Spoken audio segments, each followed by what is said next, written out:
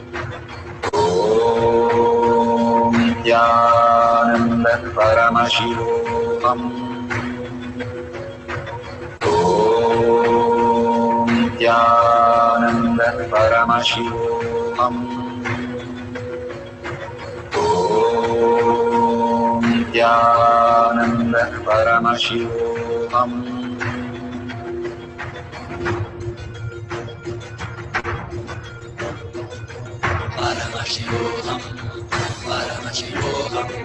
Let Paramashiva's third eye manifest in all our third eyes. Let the Amrita pour, let the Vanni open up, manifest in all of us.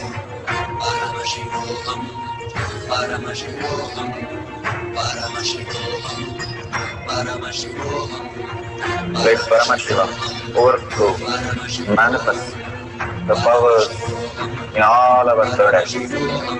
Om Nithyananda Paramashivoham. Om Nithyananda Paramashivoham. Om Nithyananda Paramashivoham. Om Nithyananda Paramashivoham. Om Nithyananda Paramashivoham. Om Nithyananda Paramashivoham. Om Nithyananda Paramashivoham. Om Nithyananda Paramashivoham. Om Nithyananda.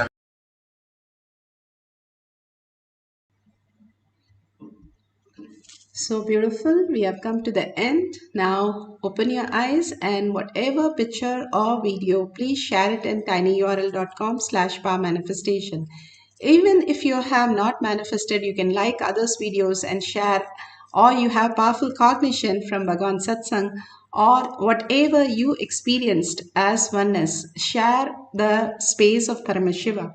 Again and again, contributing to others' life and sharing and enriching and causing simply makes us the Paramashiva space. So many of you have offered the gratitude as dollar to Bhagwan and Kailasa, that is so beautiful. Offering to the Guru's feet is the ultimate gift that you can experience yourself. That only owes to your Kailasa inside you. Again and again, when you offer even as simple as 1 unit of your currency, it builds the Kailasa inside you.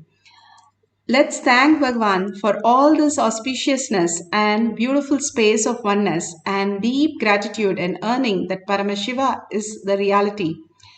Let's surrender all the powerful cognition and power manifestation to Bhagwan's lotus feet and thank Bhagwan for all that experiences. With a deep gratitude and thanking each and every one of you, hundreds of you sitting and manifesting the powers, such a beautiful space it creates as conscious sovereignty. With that gratitude, let's end this session with the Purna Mantra. Om Purnamada Purnamidam Purna Purnamudashyate Purnasya Purnamataya Purnamevavashishyate. Om Shanti Shanti Shanti. Hari Om Tat Sat Sarvam Bhagavate Sri Nithyananda Paramashivam Padukarpanamastu. Om Nithyanandam.